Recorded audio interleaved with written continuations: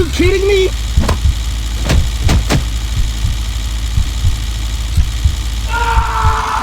You're a fucking idiot.